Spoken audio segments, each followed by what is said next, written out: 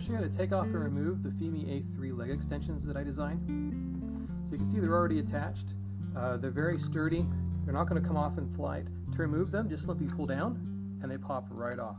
Simply pull down, they pop right off. To put them back on, we're going to show you another neat thing with these is you can print them in a different color. And this way you get directional orientation in the daytime, so you don't have to rely on the lights. When you're further away, when you're flying it, you can see which way is the front. In this case, the purple in the front, yellow in the back. But those are the extensions, and you saw in the video, takeoff and landings, they stay on, stay put. Flown this dozens of times. They're great. Thanks for checking it out.